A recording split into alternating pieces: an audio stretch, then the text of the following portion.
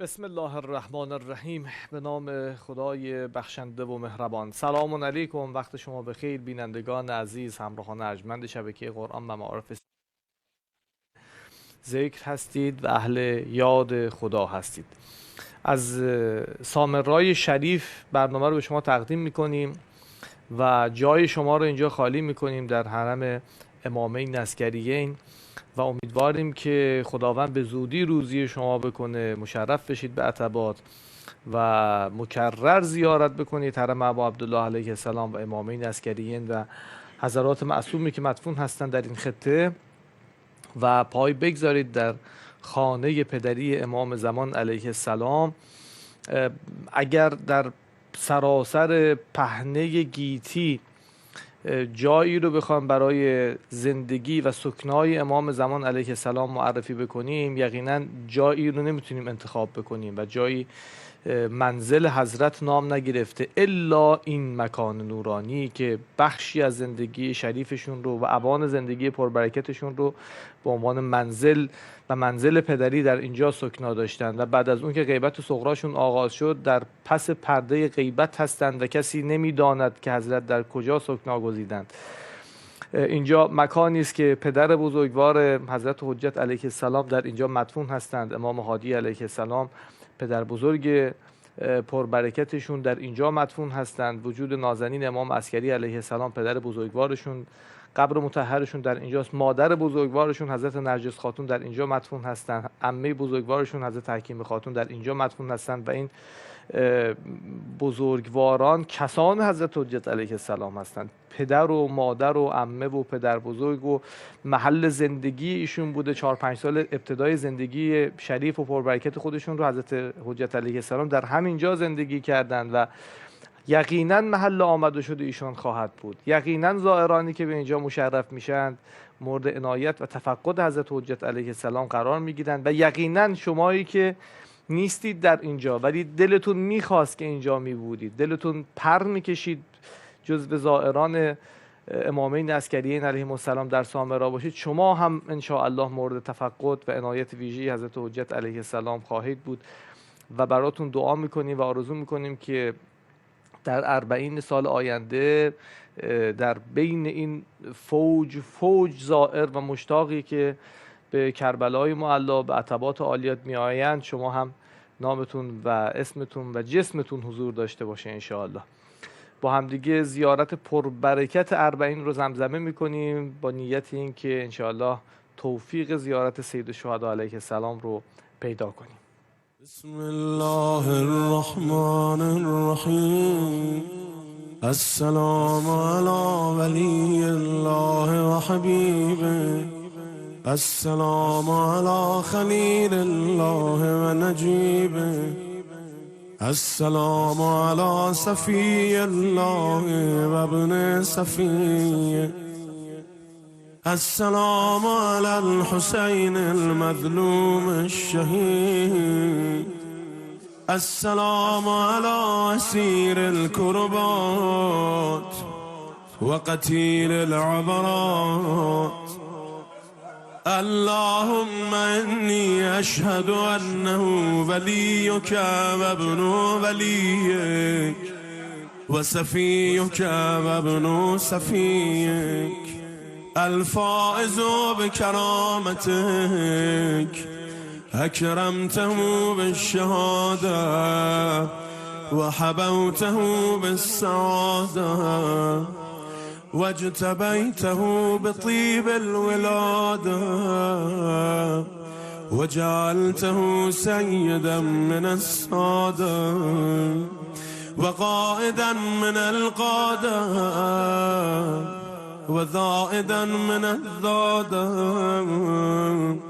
وأعطيته مواريث الأنبياء وجعلته حجة على خلقك من الأوصياء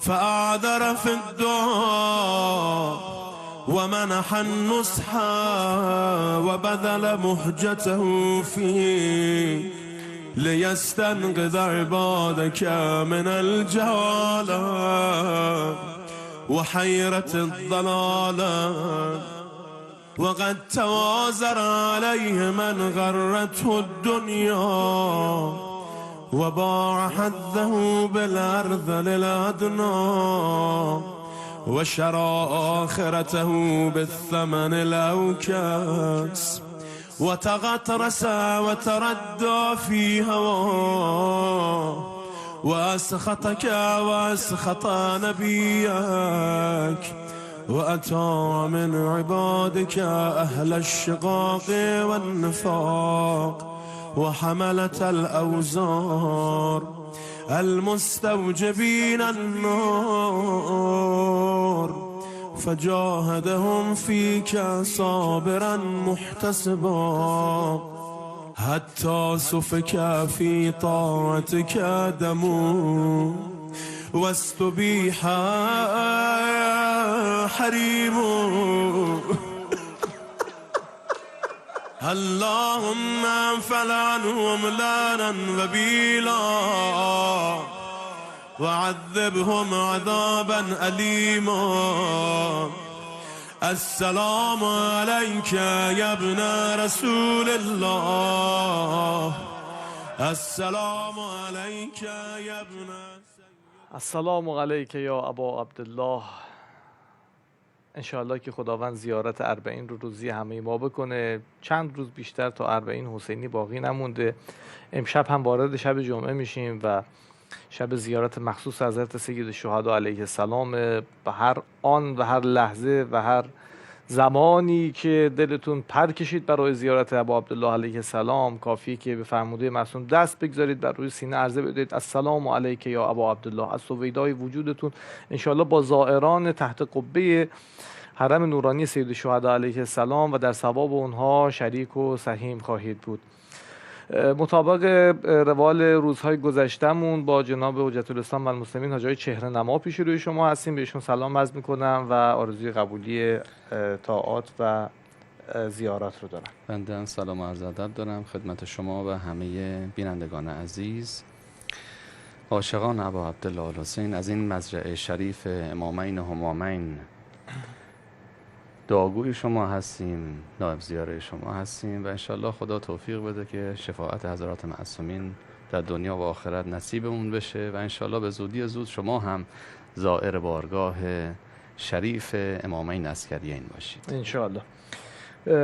خب ما روزهای گذشته درباره اصحاب امام معصوم و ولی خدا صحبت کردیم. حالا مشخصا درباره حضرت امام حسین علیه السلام و یاران ایشون که جزو یاران ممتاز هستند در تاریخ و جملات عجیبی در احوالات این بزرگواران گفته شده که خود حضرت امام حسین علیه السلام فرمودن شما بهترین کسان هستید و بهترین افراد هستید که برای یاری من آمدید و ماندید و انتخاب شدید. چه بسا کسانی بودن که تا دمدمای اون لحظات آخر هم بودن در خیمه ابا عبدالله علیه السلام. بالاخره اون حب دنیا بر اونها غلبه کرد و جدا شدن از راه ابا عبدالله علیه السلام. چه شد تاج آقا که برخی باز موندن از یاری امام حسین علیه السلام و ولی خدا؟ بله، ما بحثی که در روزهای گذشتم داشتیم محورش همین نکته بود، این که برخی در همراهی با ولی خدا مرز همراهی دارن تا یه جایی میان که منافعشون تأمین بشه، اما اصحاب ابا عبدالله الحسین یک همچین مرزی در همراهی با ابا عبدالله برای خودشون تعریف نکردن. گاهی اوقات ما خوبهامون ها حتی برای دعای فرج خوندن ها تو همین حوزه عرض میکنم باز گاهی اوقات دنیا براشون مد نظره. این خیلی ناراحت کننده است. من نمونه عرض بکنم. ابا بصیر میگه خدمت امام صادق سلام الله علیه بودم. اون شوکت دستگاه عباسی و امثال اینها که تازه اومدن روی کار منو گرفته. حالا تعبیر ما حواشی روایت رو من عرض میکنم. ابا بصیر میگه من یه وقت گفتم که متل فرج شما کی میرسه؟ یعنی بالاخره کی حکومت دست شما میفته؟ ابا بصیر که این رو گفت حضرت فهمیدن چی داره میگه. حضرت رو کردن به ابا بصیر فهمیدن که ابا بصیر انت من ترید الدنیا، تو هم دنیا رو میخوای از این دعای فرجی که کردی، میخوای ما بیایم تو هم به تعبیری به نون و نوایی برسی. خب این خیلی نکته مهمی ها که ما اگر میایم یبن الحسن میکنیم، آیا برای قربت خود حضرت داریم اشک میریزیم و دعا میکنیم؟ عیار این دعا خیلی عوض میشه ها. خیلی خوبه کسی بیاد برای فرج امام زمان دعا بکنه، حتی به خاطر فرج در کار خودش که به ما سفارش هم کردن. اما عیار کارها خیلی متفاوت میشه. ما برای چی امروز داریم دعا میکنیم برای ظهور حضرت؟ گاهی اوقات میگیم آقا شما تشریف بیارید انشاءالله که فقر از این جامعه بره، که عدالت اجتماعی بیاد، که مثلا همه اینا میشه دنیا. یعنی ما میخوایم این حضرت بیاد آخرش دنیای ما رو تامین کنه. اما گاهی از یک افق بالاتر وقتی داره کسی دعا میکنه میگه آقا نه، تو غریبی، من به خاطر اینکه از این غربت خارج بشی دلم میخواد بیای، برای این دارم اشک میریزم. شما این مادر رو در نظر بگیرید که فرزندش تو اسارته. یک مادری که فرزندش تو اسارته، آیا وقتی که داره هی دعا میکنه شب و روز خدای فرزندم رو برسون، برای اینکه برسه صبح بره نونوایی براش، بره کاراشو انجام بده، برای این نیست که، برای اینکه اون قربت این بچه، این فرزندش داره داغونش میکنه. میگه خدای این قربتش رو تمام کن، من نمیتونم طاقت بیارم. ببین اصلا افق دعا چقدر تغییر میکنه، عیار چقدر تغییر میکنه، قیمت انسان پیش ولی الله چقدر تغییر میکنه. اینطوری عرض من اینه گاهی اوقات خوبها هم وقتی دارن همراهی میکنن با ولی خدا، بازم دنیا رو دارن میخوان، حتی توی اون دعای زیبای ندبه‌ای که دارن تو صبح میخونن قیمت ها خیلی متفاوت میشه. اما اصحاب ابا عبدالله اصلا اینطوری نیستن ها. احساس نیاز شدید کردن به این که باید همراه ولی خدا بشن تا دستگیری بکنه ولی خدا از اونها. اصلا برای دنیاشون نبود. در کتاب شریف لحوف میگن وقتی حضرت داشتن از مکه خارج میشدن فرمودن که من کان باذلا فینا مهجته و موطنا علی لقاء الله نفسه فلیرحل معنا. هر کسی میخواد جان بده در راه خدا، او با من تو این مسیر همراهی بکنه. یعنی حضرت دارن کار رو مشخص میکنن تو این مسیر. یادتون باشه دنیایی در کار نیست. اونایی که اومدن با ابا عبدالله الحسین در این مسیر قرار گرفتن با همین افق اومدن حرکت کردن. خیلی قشنگه. 2 برادرن در کربلا. شما میدید اصلا حالا اینا مرز همراهی دیگه در کار نیست. کسی که تعلقها رو همینجا قیچی کرد، با دنیا تصفیه کرد حساب خودش رو، خیلی راحت همراهی میکنه با ولی خدا. یه جایی نمیاد ول بکنه. تاریخ خیلی دردناکه. بعضی ها اومدن با ابا عبدالله الحسین تا ظهر عاشورا اومدن جدا شدن ها. ضحاک ابن عبدالله مشرقی خیلی ناراحت کننده است این تاریخ وقتی آدم میخونه. اومد در بین راه ملحق شد به ابا عبدالله الحسین. به حضرت هم گفتش که آقا من اگر اجازه بدید تا زمانی با شما همراهی بکنم که فایده ای داشته باشه، اگه فایده نداشت اجازه میدید من برم؟ حضرت باشه خدا رحمتت کنه تا همین مسیرم بیا. میدونید ایشون تا ظهر عاشورا هم اونجا بود. اصحاب که به شهادت رسیدن، ضحاک اومد خدمت ابا عبدالله الحسین گفت یا ابن رسول الله، الان بوده نبوده من دیگه فایده ای نداره، اجازه میدید من دیگه برم؟ هنوز گیره، هنوز دل بسته است. هنوز نفهمیده بودنش چه فایده داره. آخرین لحظه ای که میتونست خورشید عالمتاب بشه خودش رو رسوند، اما اونجا جدا شد. این خیلی ناراحت کننده است. یه نکته ای رو من عرض بکنم، بعضی موقع ما وظیفه محور نیستیم، نتیجه محوریم. میگم آقا اگه ما باشیم نباشیم فرقی میکنه. آقا تو چیکار داری؟ تو وظیفه تو انجام بده. وظیفه تو دفاع از ولی الله بود. میومدی تو این مسیر اما محروم شد. ضحاک ابن عبدالله مشرقی ظهر عاشورا جدا شد از ابا عبدالله الحسین و این خیلی ناراحت کننده است. اما شما میبینید اصحاب ابا عبدالله، یک نمونه فقط داریم، ضحاک اینطوریه، اما اصحاب ابا عبدالله اینطوری نیستن.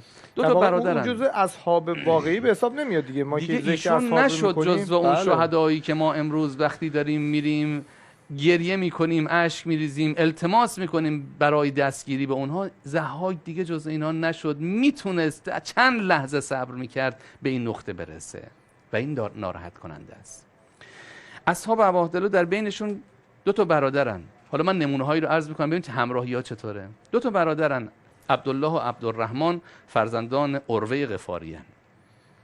اومدن خدمت ابا عبدالله الحسین 2 تا برادر، گفتن یا ابا عبدالله ما میخوایم فاحببنا ان تقتل بین یدیک، دلمون میخواد ما 2 برادر جلوی شما شمشیر بزنیم، جلوی شما تحت نظر شما ببینید ما رو اینجا به شهادت برسیم. چقدر قشنگه. حضرت دعاشون کردن، فرمودن مرحبا بکما، باریکالله، مسیر همینه. مسیر رو فهمیدید چیه؟ مسیر تاریخی. اومدن جلوی ابا عبدالله شمشیر زدن، همونجا چش در چشم ابا عبدالله به شهادت رسیدن. این صحنه‌های زیبا در کربلا نشون میده اگر کسی بخواد با ولی خدا همراه بشه افقش باید چطور بشه. درس های کربلا ایناسا. بله. خب این معرفتی رو کسب کرده بودن قطعاً. که میاد اینجا میداند که این راه پایانش به دنیا نیست، قطعاً. به زندگی نیست، به قطعاً. شهادت به از دنیا رفتن اتفاقا. قطعاً. ولی میاد میگه من میخوام چشم بدوزم به چشم شما یا ولی الله و در تا آخرین لحظه و تا آخرین نفس قطعاً عمرم همینطوره. بجنگم برای تو.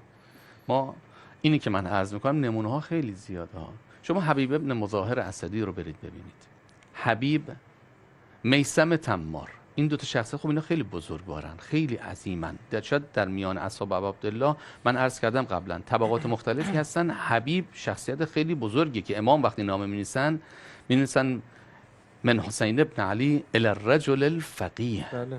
خیلی فوق العاده است حبیب. رجال کشی یکی از کتاب‌های معتبر ماست در شخصیت شناسی. در این کتاب که مرحوم شیخ طوسی این کتاب رو بعداً اومدن تصحیحش کردن و این مال بیش از 1000 سال پیش این کتاب.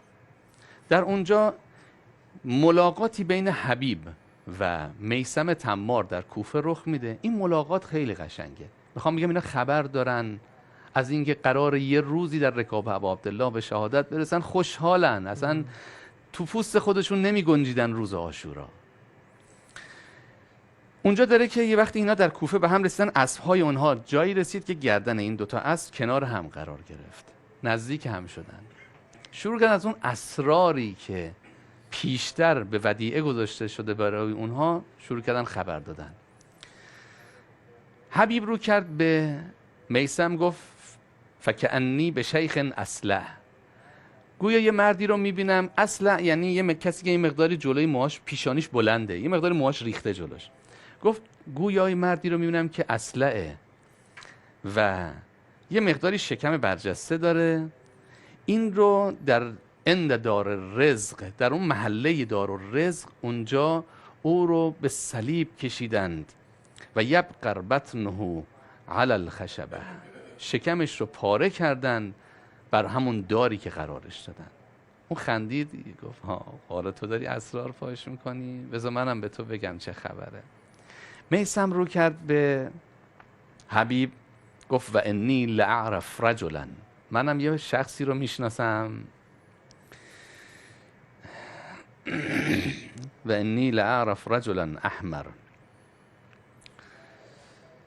له زفیرتان، شخصی رو میشناسم که سرخ روه، موهای بافته شده داره، 2 گیسوی بافته شده داره و خارج میشه برای لنصرت ابن بنت نبیه فیقتل، میاد برای نصرت فرزند رسول خدا به شهادت میرسه. بعد گفت و میبینم و یجال به رأسه فی الکوفه، سرشو در کوفه دارن دست و دست میکنن. اینا پیشتر میدونستن چه خبرها، منتظر این لحظات بودن. آره، شاید لحظه شماری میکردن، اصلا لحظه شماری میکردن. برای همین نامه حضرت به حبیب رسید، درنگ نکرد، انقدر داره لحظه شماری میکنه کی اون وقت میرسه. نامه رسید بلا فاصله حرکت کرد حبیب. اون بخش رجال کشی تمام شد، اون مواجهه جناب حبیب. من توصیه میکنم بینندگان عزیز رو به خواندن کتاب حبیب که به نظرم عنوانش همین عنوان بود. جناب استاد سید مهدی شجاعی اون رو نوشتن، همین مواجهه رو با اون قلم زیبای خودشون آوردن. کتاب خیلی مختصری است اما خیلی جذابه. همین مواجهه‌ای رو که حاج آقا الان فرمودن در رجال کشی آمده رو ایشون در رشته تحریر آوردن و خودش بخشی از روضه کربلاست خوندن اون، که انشاءالله به خوندن این کتاب هم نائل بیام و موفق بشیم. آقا خیلی ممنونم. یه بخشی رو با هم دیگه اگه اجازه بدید ببینیم با هم دیگه و برمیگردیم پیش رو شما خواهیم بود انشاءالله. خب وقتتون بخیر و نیکی. ممنونم از اینکه همراه ما هستید و بیننده ما از سامرای شریف که امیدوارم به زودی روزی و قسمت شما بشه که تشریف بیارید. تو بخش قبلی، در انتهای بخش قبلی، کتابی رو از استاد سید مهدی شجاعی خدمت شما معرفی کردم. عنوان دقیقش از دیار حبیب هست، به تألیف استاد شجاعی که خوندنش رو به همه شما توصیه میکنم. تو فضای مجازی هم هست، جستجوی ساده بکنید. به نظرم تورق کوتاهی اگر بکنید خالی از لطف نیست و خیلی هم جذابه. خب حاجا ما در خدمت شما هستیم برای ادامه فرمایش. از ما همین بود که اصحاب ابا عبدالله مرز همراهی پس ندارن، تو این مسیر هستن، اهل عذر تراشی نیستن. ببینید خیلی وقتی نمیخوان تو این مسیر همراه بشن، عذرهای خیلی موجهی سعی میکنن بیارن. همه اینطوری نبودن بگن که ما نمیخوایم بیایم، عذر می آوردن تو رو درواسی مینداختن. در جنگ تبوک شما ببینید وقتی جنگ تبوک داره میاد، خب جنگ تبوک رسول خدا فرمودن باید بریم منطقه تبوک، با کی باید مواجه بشیم؟ با روم. بعضیایی که هنوز اون ایمان در دلشون مستقر نشده بود گفتن خب این دیگه شدن، این نیست ما بریم حتما در کام مرگ میریم. خیلی نگران بودن. عذرهای عجیبی اینجا در همین واقعه تبوک نقل شده در آیات قرآن، خیلی عجیبه. مثلا جد ابن قیس اومد یه دفعه به حضرت گفتش که یا رسول الله من یه عذری دارم، میشه من نیام؟ حضرت فرمودن که چیه؟ گفت آخه من آدم سستیم، من اگه یه دفعه بیام با زنان رومی مواجه بشم خودمو نمیتونم کنترل بکنم، ممکنه به گناه بیفتم. یا رسول الله میخوای من به گناه بیفتم؟ حضرت چی بگه حضرت؟ بگه آره. حضرت باشه. تا این رو گفت حضرت آیه نازل شد. یا رسول، ای رسول ما، و منهم من یقول ذلی ولا تفتنی. بعضی از اینا میگن که به ما اذن بده نیایم، ما رو به گناه ننداز، ما رو به گناه ننداز. ببین حالا عذر چطوریه؟ یعنی از با دین میخواد وارد شه در مقابل ولی خدا وایسه و حرکت نکنه، همراهی نکنه. و منهم من یقول ذلی ولا تفتنی الا فی الفتنه سقطوا. اینا بابا اینا با سر تو گناهن و فتنه هستن، چی دارن میگن تو منو به فتنه ننداز؟ ادای مسلمان‌ها و مؤمن‌ها دارن در میاد. بعضیا میومدن میگفتن که یا رسول الله ما خونه هامون در و پیکر درستابی نداره، میدونید اینجا الان ما بریم ممکنه یه دفعه بیان زن و ناموس ما به باد بره. آقا شروع میکردن بحث و ناموسی کردن. همینجا آیه باز نازل شد. ای رسول ما و یستأذن فریق منهم النبی یقولون ان بیوتنا عوره. خانه های ما بی در و پیکره. بعد قرآن میفرماد و ما هی به عوره، اصلا اینطور نیستا. اینا این کارو دارن میگن و ان یریدون الا فرارا. اینا فقط میخوان فرار بکنن، همراه نمیخوان با تو بشن، بهانه دارن میارن. پس بعضیا اینطورین. اما اصحاب ابا عبدالله اصلا دنبال عذر تراشی و بهانه هم نبودن ها. این نکته قشنگیه. یعنی عذر براشون پیش میومد اما اون سعی میکردن از این مانع عبور بکنن در همراهی ولی خدا. ببینید محمد ابن بشیر حضرمی فکر میکنم شب عاشوراست، خبر براش آوردن که فرزندت در نزدیک‌های مرزهایی که با کفار داشتن جنگ میکردن به اسارت رفته. خیلی محزون شد. حضرت آثار حزن رو که در چهرهش دیدن فرمودن محمد چی شده؟ گفتش که فرزندم در جنگ به اسارت رفته. تا این رو گفت حضرت فرمودن که محمد خدا تو رو جزای خیر بده، بیعتم رو برداشتم، برو ببین چه کار میتونی بکنی فرزندت رو نجات بدی. حضرت داره محک میزنه. تا این رو گفت در روایت داره که سکوت همه جاری اون خیمه رو فرا گرفت. میگه محمد سرش رو انداخت پایین، شروع کرد اشک ریختن. بعد به حضرت فرمود که پدر و مادرم فدات بشن، درندگان بیابان منو بدرن و قطعه قطعه کنن اگر من میخوام دست از توی حسین بردارم. عذر داره ها، ولی این عذر اصلا مانعی نمیبینه برای همراهی با ولی خدا، چون خودشو مضطر میبینه به همراهی ابا عبدالله الحسین، نیازمند میبینه. میگه من به تو نیاز دارم، من این فرصت تاریخی رو نمیخوام از دست بدم. امروز ما تو این حرکت مشایع، تو این پیاده روی به ابا عبدالله الحسین نیاز داریم. ما نمیخوایم این فرصت رو از دست بدیم. ما نمیخوایم فرصت زیارت ابا عبدالله رو از دست بدیم. اونی که نمیتونه بیاد، زیارت روزانه ابا عبدالله فرصت بزرگی، نمیخوایم این فرصت رو از دست بدیم. ما اگر نبودیم مثل محمد ابن بشیر حضرمی اینطور عرض ادب بکنیم، امروز میتونیم همین پیوند رو داشته باشیم. یا لیتنی کنت معکم فافوز فوزا عظیما. ای کاش ما با شما بودیم. این تمنا رو که میتونیم بکنیم که امام رضا فرمود همین تمنا رو هر دفعه بکنید شما ملحق میشید به اصحاب ابا عبدالله و اون ثواب در پیمانه شما ریخته میشه. این تمنا رو روزانه بکنیم، لحظه‌ای بکنیم. هی بگیم دائما یا ابا عبدالله کاش که ما بودیم، ما هم انشاءالله عذر نمی آوردیم در کنار شما. مثل اینها ما زیاد داریم. یه شخصیتیه، من نمونه دیگه ای عرض بکنم. سوید ابن عمرو ابن ابی مطاع آخرین شهید کربلاست. آخرین شهید کربلاست.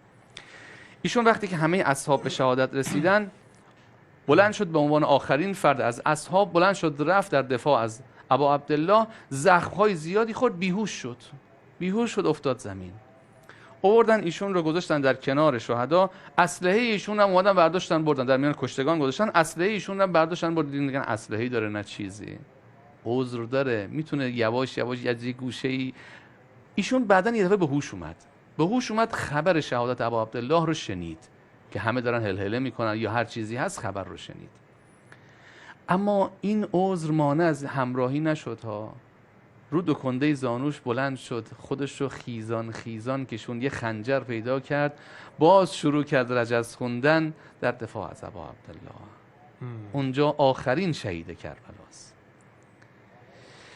اینه که در زیارت حضرت خیلی قشنگ میگه، در زیارت اصحاب اینطور عبارت رو داره، اشاره میکنه به این آیه 146 سوره آل عمران. در زیارت اصحاب اینطوری میخونیم: فما وهنوا لما اصابهم فی سبیل الله و ما ضعفوا و ما استکانوا. اینا اصلا سستی به خرج ندادن در دفاع از خدا و در این مسیر خدا، در این مسیر حمایت از ولی خدا. اینها اصلا در این مسیر ضعف به خودشون راه ندادن، اصلا سستی نداشتن، خب تسلیم نشدن. این نشانه یعنی داره آموزش میده ها. یعنی شما تو این مسیر نکنه دفعه شل بشید ها. خدا رحمت کنه بزرگان ما رو، اونایی که زحمت کشیدن معارف اهل بیت رو منتقل کنن به ما. یکی از این بزرگواران که فردا 18 صفر روز وفات ایشونه، مرحوم علامه میر حامد حسین هندیه، صاحب کتاب شریف ابقات الانوار که من توصیه میکنم بزرگوارانی که محققن در حوزه امامت حتما به این کتاب رجوع بکنن. یک موسوعه بسیار قدرتمند و عظیم که به همت بزرگواران امروز در حال تصحیح و شاید به 10 جلد میرسه، فقط در دفاع از حریم امیرالمؤمنین. خیلی این کتاب فوق العاده است و آثار دیگه ایشون داره. بله. ایشون میگن من فقط حالا میخوام نمونه عدم ضعف و عدم سستی در حمایت از ولی خدا رو بگم. ایشون میگن من وقتی دنبال آثاری، مال 200 سال پیش ایشون بودن، میگن من دنبال آثاری میگشتم که برای امیرالمؤمنین قلم دارم میزنم، از اون آثار استفاده بکنم، تمام مستند به آثار علمای اهل سنته. میگن من در سفری که به مکه رفتم متوجه شدم در منزل یکی از علمای مکه، از علمای اهل سنت مکه، یک کتابی هست. من سالهاست دنبال این کتابم. این کتاب جای دیگه در دسترس نیست، نسخه خطی کمیاب تو کتابخونه ایشون هست. این عالم بزرگ بدون اینکه خودشو معرفی بکنه، در قالب یک فرد ناشناس میره اونجا میگه آقا شما خدمتکار نمیخواید؟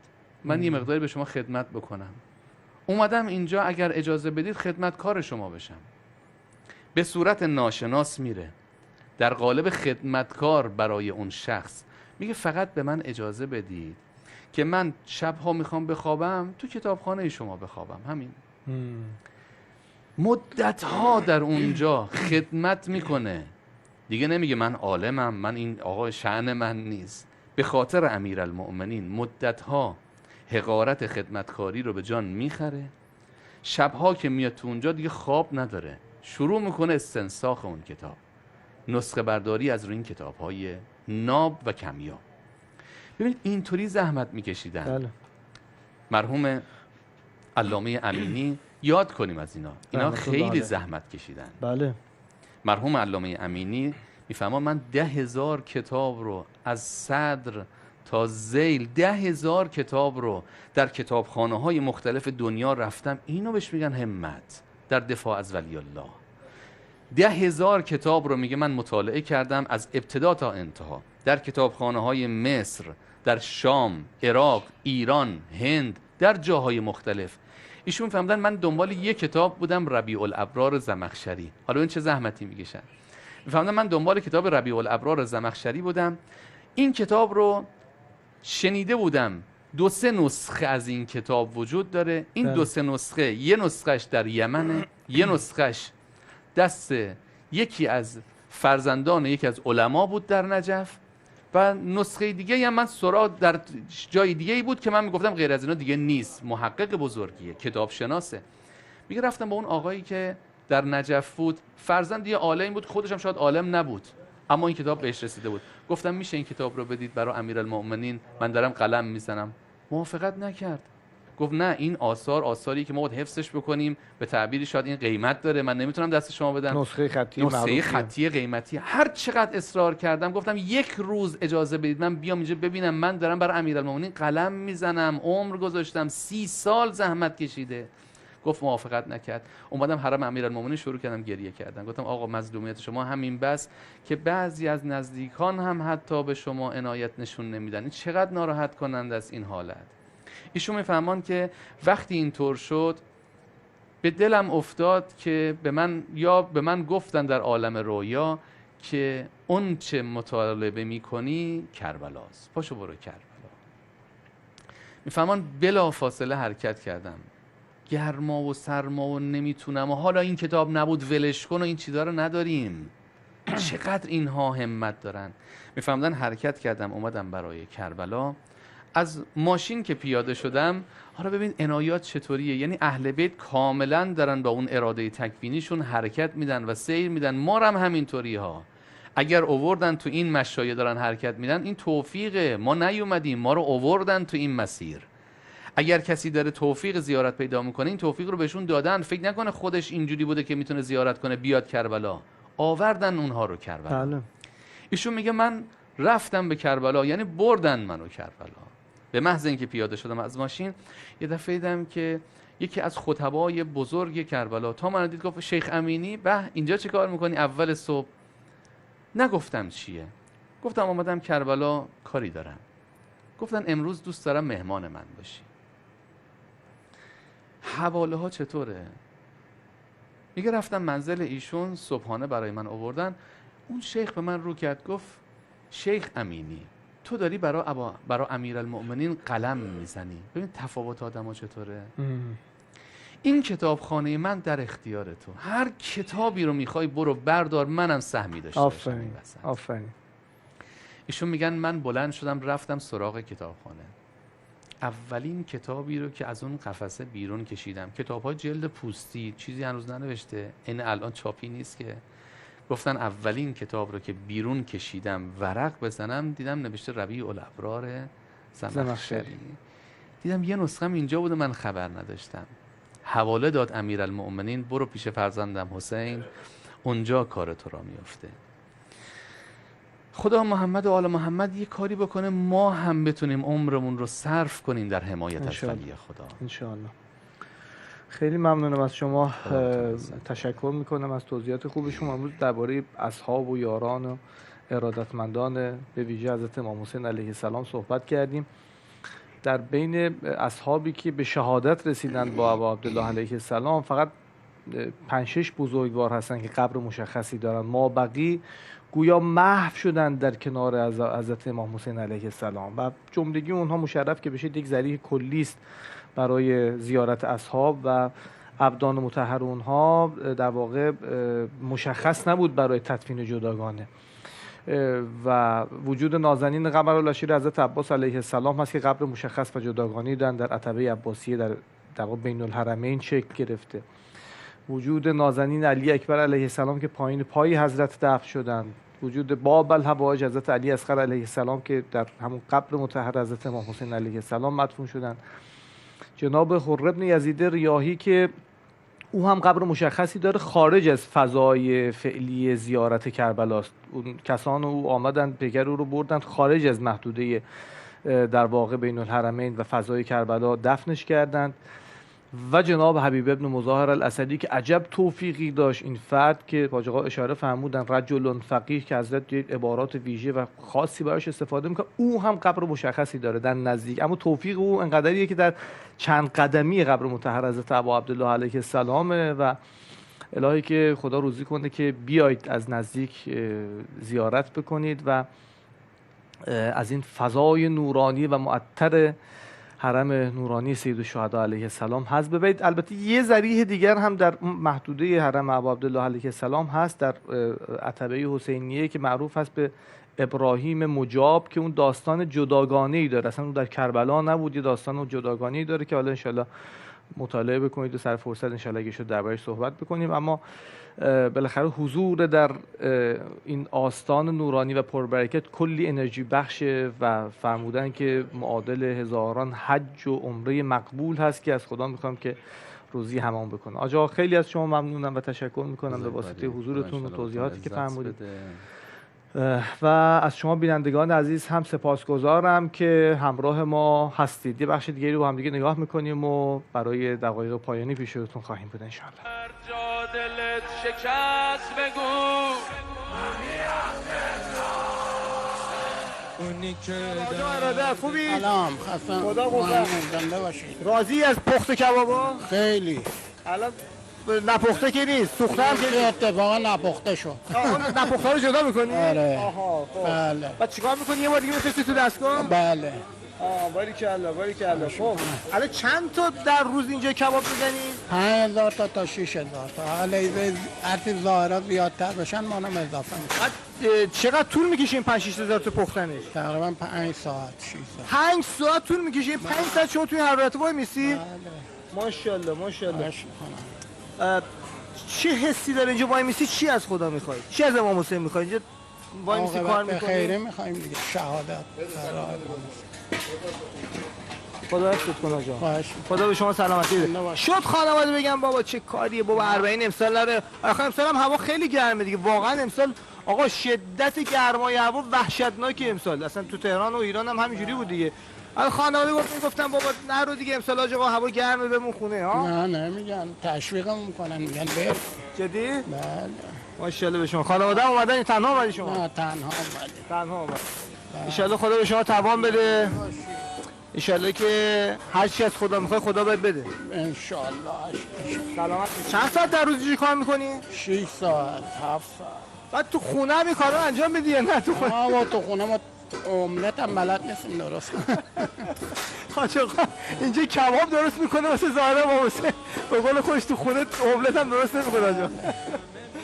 خب خدا حفظت بکنه آجا. ما مزاحم شما نشیم. شما با اون همون نه دیگه نمیشه خورد. من خیلی دلم میخواد بخورم ولی مال ظاهر ما حسینه. آقا مال زواره. دست شما درد نکنه. نه این شما دارید آماده میکنید مثل زوار. بعد حاج آقا توی حین کار حواسش هم بود. ببین اینه که اینجا نگردشی نه خامه نگردشی که بعد اوه چقدر داغه. آره این نپخته رو میخواد یه بار دیگه بزنه تو دستگاه. آره ماشاءالله کاملا مسلط به کار. یعنی با من صحبت میکنه ولی حواسش بود خاما رو نذاره داخل اینا. آقا ممنونم حاج آقا تشکر میکنم. ما هم دعا کن ان شاء الله. هر جا دلت شکست بگو. بله خیلی ممنونم از همراهیتون. این بخش هایی رو که مشاهده میکنید بالاخره فضای خیلی پرنشاط موکبدارانی است که برای خدمت به زوار امام حسین و امامین عسکریین دارن زحمت میکشن کار انجام میدن. حالا ما هم گزارش‌هایی ازش تهیه کردیم ولی واقعا تک تک اونها یه داستان دارن، یه قصه دارن. هر کدوم از این موکب‌ها، هر کدوم از این خدمتگزاران، هر کدوم از این خادمان با سعادتی که اونجا دارن کار میکنن یه دنیا حرف دارن و یه زندگی نامه داستان دارن که به نظرم باید کلی درباره همین فضا حتی صحبت کرد. در خدمت حجت الاسلام المسلمین حاجی طباطبایی هستیم که موکبی دارند و برپا کردن در سامرای شریف مدیر کل محترم اوقاف استان لرستان خدمتشون سلام عرض می‌کنم. وقت شما بخیر آقا، خیلی خوش آمدید. سلام علیکم و رحمت الله. همچنین سلام و عرض ادب خدمت همه بینندگان عزیز. بسم الله الرحمن الرحیم. السلام علیک یا ابا عبدالله و علی الارواح التي حلت بفنائک. خدا رو شاکر هستیم که امسال چندمین سال پیاپی هست که ما در خدمت زائرین امامین حرمین عسکریین هستیم. از سال 97 اولین سالی بود که موکب خدمت رسانی استان لرستان در سامرا برپا شد و یک سال به جهت کرونا تعطیل شد. سال دوم ولی آمدیم. الحمدلله هر سال هم بهتر از سال قبل بوده، همونطوری که ما میبینیم که الحمدلله جمعیت هم مردم سال به سال بیشتر از قبل به سامرا میان. شاید در سالهای ابتدایی مقداری حالا خاطر بحث داعش و خاطر بعضی از مسائل کمتر بود. امسال میبینیم که هر سال دارن زائرین امامین عسکریین بیشتر میشه و خب اینجا درسته که 40 مخصوص ابا عبدالله حسین هست، ولیکن به هر حال اینجا ادامه راه کربلاست انشاءالله دیگه.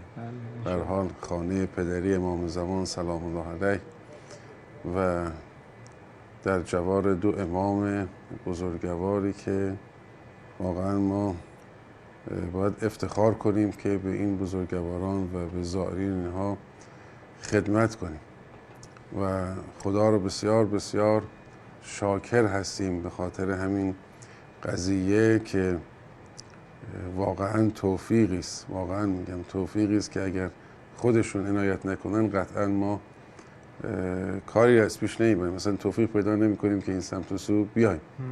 و چه بسا افرادی که برنامه ریزی میکنن برای ایام 40 و به هر دلیلی یه مانعی پیش میاد و این توفیق ازشون سلب میشه. اینی که این توفیق رو خدا نصیب کرده، ما باید واقعا به درگاه الهی سجده شکر به جا بیاریم برای این قضیه. الحمدلله. بله، عرضم به حضور شما که موکب الحسین اوقاف لرستان همونطوری که عرض کردم از سال 97 در سامرا مشغول خدمت رسانی است و تنها موکبی که از استان لرستان در سامرا هست همین موکب هست و سه وعده غذایی صبحانه، نهار، شام و میان وعده در خدمت زائرین عزیز هستیم و تلاش میکنیم که انشالله سال به سال بهتر بشه و انشالله اونگونه باشه که مرضی اولا خدای تبارک و تعالی باشه و بعد هم ائمه بزرگوار. من باج آقا میخوام ازتون بپرسم چی شد که اومدید سامرا؟ خب خیلی ها مثلا مسیر مشایخ رو انتخاب میکنن، نجف، کربلا، چه شد سامرا رو انتخاب کردید شما؟ یه خودشون خواستن، واقعا ما خودمون خیلی چی نبودیم، ولی اولین سال که گفتن آمدیم و باور کنید الان اگر میگن مثلا برید مشایخ به جای دیگه ما خیلی راغب نیستیم. یعنی یه جورایی نمکگیر همیشه باید که امامین عسکریین امام زمان سلام الله علیهم شدیم و واقعا درسته که به هر حال هر کجا خدمت کنی خدمت به زائرین امام حسین فرق نمیکنه. بزرگواران که اینجا میان یا قبل از زیارت امام حسین میان امامین عسکریین زیارت میکنن یا بعد از زیارت فرق نمیکنه. به هر حال خدمت هست، ولکن واقعا احساس میکنم خودشون خواسته، یعنی ما کاری نکردیم.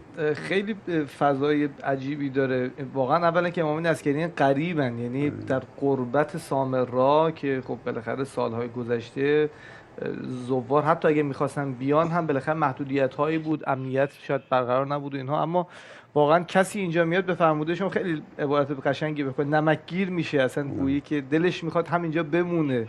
این خانه پدری امام زمان رو لمس میکنه، آدم حس میکنه این فضای معنویه رو. و آرزو میکنم که انشالله خدا به شما توفیق بده سالیان سال خدمت بکنید و انشالله خودشون بخوام. واقعا ما از الان مهمترین قصه و ناراحتیمون این هستش که یه 2-3 روز بعد از اربعین باید جمع کنیم بریم و شاید باورتون نشه اکثر بچه‌هایی که توی این موکب زحمت میکشن، عزیزان که زحمت میکشن، در طول سال روز شماری میکنن که کی اربعین بشه و بیان اینجا برای خدمت. و من فکر میکنم که همه موکبا اینطوری هستن، نه فقط موکب. بله جملگی اینا موکبا همینطوری واقعا هستن. با هر کدوم از بچه‌هایی که صحبت کردیم از موکبداران و خدمتگزاران تو موکب‌های مختلف همه همینو میگن. اول که چون به روزهای پایانی برگزاری موکب داریم نزدیک میشه همه ناراحتن، همه قصه میخورن، ولی از طرفی هم میگن ما شوق یک سالمون اینه که بیام اینجا اربعین خدمت بدیم به زوار ابو عبدالله. البته یه شوقی داریم و یه امیدی، شوق که انشالله سال آینده زنده باشیم خدمت کنیم و امید این که بعد از مرگ واسه این بزرگواران دست ما رو بگیرن انشالله. به هر حال یه نوکری هم شود که زائرین ائمه رو انجام دادن، این انشالله که یه برگ سبزی باشه برای فردای بعد از مرگمون، انشالله که فایده داشته باشه. به هر حال والباب المبتلا به الناس، این که تو جامعه کبیره امام هادی علیه السلام میفرماد همینه دیگه. اینجا واقعا آدم وقتی میاد به عینه این قضیه رو لمس میکنه که به هر حال اینجا اون درگاهی است که مردم خلاصه مبتلا شدن بهش و باید بیان و غیر از اینجا هم جای دیگه نیست. این اگرم باشه فایده نداره. رفتن جای دیگه جز اتلاف عمر رو هم شود که اذیت شدن در دنیا و آخرت چیزی نصیب انسان نمیشه. واقعا همین. الهی که مکرر روزی داشته باشه تا جایی که تشریف بیارید اینجا در این فضای نورانی خدمت بدید به زوار امامین عسکریین علیهم السلام و به نظرم در این انتهای برنامه که داریم نزدیک میشیم به لحظات نورانی اذان ظهر به افق تهران یاد بکنیم از اونهایی که ما امنیت این منطقه، امنیت این مسیر و امنیت همین سامرای شریف و مدیون و مرهون اونها، این حاج قاسم سلیمانی عزیز، ابو مهدی المهندس، شهدای مدافع حرمی که خیلی مظلومان جانشون رو در واقع دادن که این مسیر پابرجا بمونه، این حرم ها امن بمونه، علیرغم جسارتی که کرد داعش ملعون نسبت به حرم امامین عسکریین، اما بالاخره امروز زوار هزاران هزار میان با امنیت کامل در تمام ساعات شبانه روز حضور پیدا میکنن در سامرای شریف و زیارت میکنن. یادشون رو گرامی میداریم، یاد همه اونایی که خدمت کردن، چه اونایی که مدافع حرم شهید شدند و خدمت کردن، چه اونایی که موکبدار بودن. حاج آقا پارسال بودن امسال نیستن تو جمع بله، ما اتفاقا بعضی از عزیزانمون که تو موکب خدمت میکردن از دنیا رفتن و شما که فرمودید یاد اونها کردیم. ان شاءالله که خدا رحمتشون بکنه. این قصه ادامه داره، قصه خدمت کردن به ساحت نورانی حضرات معصومین علیهم السلام ادامه داره. کاشکی که ما توفیق داشته باشیم تا زمانی که هستیم و نفس میکشیم و نفس میزنیم یک کاری انجام بدیم که این پیمانه عمر که سر بیاد بعداً قبطه میخوریم به خاطر تک تک آنات و لحظاتی که میتوانستیم کاری بکنیم و احیانا خدای نکرده نکردیم. آقای طباطبایی خیلی از شما ممنونم، بزرگواری کردید. آرزوی سلامتی دارم برای شما و برای جملگی خدامی که دارن در موکب لرستان کار انجام میدن و خدمت میدن به زوار. و از شما بینندگان عزیز هم خیلی ممنون و سپاسگزارم. این چفیه فلسطینی رو به خودم و شما یادآوری میکنم، خصوصا در سامرای شریف که هستیم. برای ظهور حضرت حجت علیه السلام زیاد دعا بکنیم و برای گره گشایی از کار همه مردم و همه مسلمانان، خصوصا مسلمانان مظلوم و بی‌دفاع، مظلوم ولی مقتدر غزه که این روزها ددمنشانه و وحشیانه دارن به خاک و خون کشیده میشن و به شهادت میرسند و یک نسل کشی عجیب و غریبی این رو ما در اون منطقه شاهد هستیم و عجیبه که این بوق‌های استکباری رسانه‌های تبلیغاتی همه سکوت کردن. ما در سامرا دعا میکنیم برای ظهور حضرت حجت علیه السلام و برای خونخواهی که انشاءالله حضرت برپا خواهند کرد و عدالت مهدوی که شکل خواهد گرفت. در لحظات نورانی اذان ظهر به افق تهران از همتون التماس دعای خیر دارم و تا سلامی و ثنای دیگر همتون رو به خدای بزرگ و مهربان می سپارم. بدرود و خدا نگهدار.